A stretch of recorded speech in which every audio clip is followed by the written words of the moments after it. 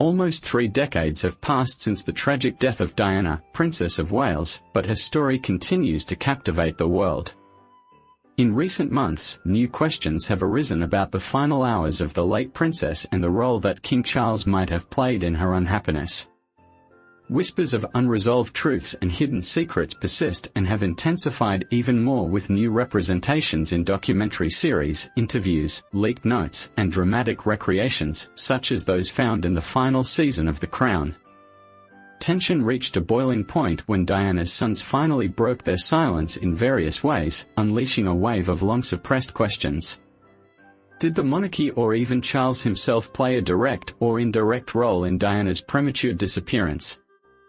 Why are Princess Diana's sons advancing more boldly than ever, and how do these revelations relate to that fateful night in Paris?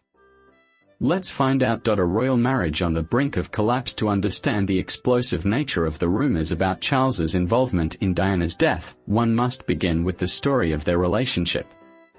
In 1981, the world watched as the then Prince Charles, heir to the British throne, announced his engagement to the young Diana Spencer. At that time, Diana was only 19 years old, an age that carries innocence and vulnerability. Their lavish wedding at St. Paul's Cathedral was viewed by a global television audience of 750 million. However, behind the glamour, cracks began to form almost immediately. From the start, the spectre of Camilla Parker Bowles, now Queen Consort Camilla, loomed in the background. Close friends of the royal family had long suspected that Charles's heart truly belonged to Camilla. Diana, for her part, confessed to feeling like a third wheel in her own marriage. Biographers and close confidants have it has since been revealed that Diana saw Camilla as a constant shadow that she could never overcome. Her voice trembled with heartbreak when, in that now famous 1995 interview with Martin Bashir for the BBC, she pointed out, "Well, there were 3 of us in this marriage." In the 1980s, the marital difficulties of Charles and Diana were no longer a secret. The tension did not remain hidden for long, and the atmosphere was somewhat charged. In 1992, Andrew Morton's book, Diana, Her True Story, which was later revealed to have been secretly authorized by Diana herself, shattered the facade of a fairytale union. Morton's work exposed Diana's deep sadness, her struggles with bulimia, and hints of suicidal thoughts, born from her isolation within the royal household. She had yearned for love, affection, and loyalty, but was consumed by loneliness. A massive global audience learned in real time that this people's princess was in deep anguish. In 1992, Prime Minister John Major announced the separation of Charles and Diana. In 1994, Charles confirmed in a revealing documentary that he had been unfaithful, an extraordinary confession that validated almost all the rumors about his relationship with Camilla. Diana responded with her stunning interview in November 1995, in which she memorably predicted her own premature end. Remember that at one point she had confided to her friends that she thought she might be assassinated in a car accident.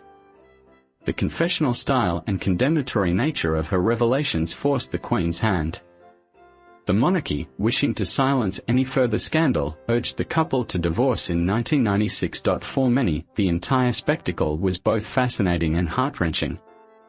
The mother of 2 future princes openly lamented the dissolution of her marriage and the torment she endured. Her divorce was finalized in August 1996. Crucially, Diana was stripped of her style of Her Royal Highness, although she retained her title of Princess of Wales. She continued to be recognized by the public for her charitable works and her undeniable devotion to William and Harry. While the rest of the monarchy saw the divorce as the end of a disastrous chapter, for Diana it was an opportunity to rebuild her life, although, as she told her friends, she could never completely free herself. In the summer of 1997, Diana seemed to be on the brink of a new chapter, enjoying her holidays with Dodi Al Fayed, son of the Egyptian billionaire Mohammed Al Fayed. Photographs of them on a yacht off the coast of France dominated international tabloids and fueled intense curiosity about the princess's personal life. On the night of August 31, 1997, Diana and Dodi died at the Ritz Hotel in Paris, owned by the Al Fayed family. By then, news photographers had surrounded the establishment, eager to get images. Shortly after midnight, Diana and Dodi slipped out the back exit of the hotel, hoping to evade the paparazzi. They entered a Mercedes-Benz W140 class driven by Henry Paul, the hotel's deputy head of security. Trevor Rees-Jones, a bodyguard employed by the Al-Fayed family, joined them in the passenger seat. Their destination was supposedly Dodi's apartment near the Champs-Élysées. What happened next occurred at a terrifying speed. The car headed towards the Pont de l'Alma tunnel with a pack of paparazzi in pursuit. Inside the tunnel, Henry Paul apparently lost control of the vehicle, causing a violent collision with the 13th pillar. The crash was devastating. Dodi Al-Fayed and Henry Paul died instantly. Diana was severely injured, although she was still alive when emergency services reached her. She was taken by ambulance to the hospital at Port-Salpêtrière, where doctors tried to save her life for several hours, but without success. She was officially declared dead around 4:00 a.m. on August 31, 1997. Trevor Rees-Jones survived, but suffered severe injuries and had a very limited memory of the accident. William and Harry, who were on vacation at Balmoral Castle with their father, were awakened to hear the shocking news. The world joined them in collective mourning, as millions of people headed to the gates of Kensington Palace, Buckingham Palace, and other royal residences to offer flowers, letters, and tears. The funeral of Princess Diana, held on September 6, 1997, was broadcast globally to an estimated audience of 2,500,000,000 viewers. The image of 15-year-old William and 12-year-old Harry walking with bowed heads and tormented expressions behind their mother's coffin was forever etched into global consciousness. Following Diana's death, official investigations and conspiracy theories quickly emerged. Perhaps the earliest and loudest voice questioning the official explanation was that of Mohammed Al-Fayed, who insisted there was foul play, often pointing to the royal family. The basis of his suspicions was rooted in several reasons. Firstly, the nature of the separation between Charles and Diana. Al-Fayed hinted that Diana was pregnant with Dodi's child and that this possibility enraged senior members of the royalty, driving them to orchestrate her murder to prevent a Muslim from connecting with the line of succession. Then, there was the paparazzi chase. Some alleged that these were part of a larger scheme or that they used bright flashes to disorient Henry Paul. Al-Fayed also distrusted Paul's involvement. Official investigations concluded that Paul had an unusually high blood alcohol content. He was tall and drove at high speed. However, conspiracy theorists claimed that the blood samples had been tampered with or that Paul was in the service of British or French intelligence agencies. The last reason had to do with CCTV cameras. Many pointed out that there were numerous cameras in the Pont de l'Alma area, yet no relevant video emerged. Speculation ran wild, suggesting that these tapes were confiscated to hide the truth. The French conducted their first investigation under Judge Hervé Stéphan, concluding in 1999 that there was no foul play.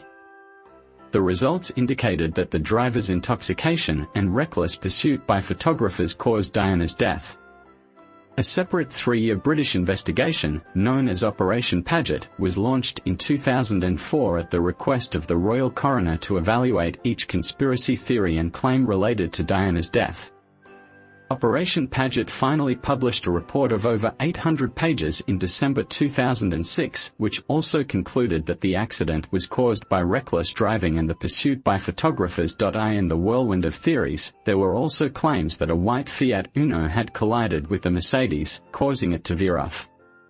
Although French police found traces of paint on the Mercedes that supported contact with a white Fiat Uno, investigators tracked down more than 4,000 similar vehicles without succeeding in locating the exact culprit.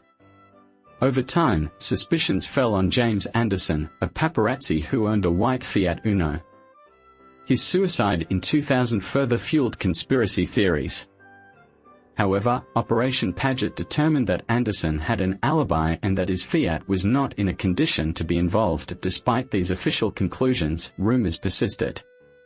One of the most sensational lines was that Charles had planned the theory of Diana's murder primarily emerged in corners of the internet, in personal diaries or testimonies of alleged informants, or in sensationalist tabloids. To be clear, no official legal body has ever supported such a claim, but the survival of these phrases underscores how deeply rooted the distrust towards the royal family is in some circles. Intensifying the theories further was a sensationalist note from 1995 that Diana allegedly wrote, which a former butler Paul Burrell revealed years later. The note claimed that Charles was planning an accident in her car, mentioning a brake failure, and that she feared for her life.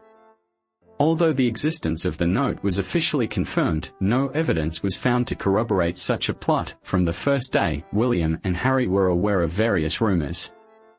Initially, they seemed to trust the official findings, especially given that the investigations were exhaustive.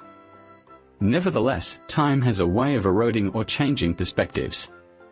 By the 2000s and 2010s, and early 2020s, each prince began to speak more openly about their mother's last days, the emotional dramas they faced, and the suspicions that the full story had not come to light. Harry, in particular, became more vocal after stepping away from his royal duties. In recent years, more personal fragments of Harry's condemnation of his father, King Charles, have emerged, especially regarding the treatment Diana received and whether the old customs of the monarchy contributed to the tragedy. Harry's recent revelations, describing himself as one of the two left behind and trying to do the best he could, contrast sharply with the more direct and even accusatory comments that have captured media attention over the years.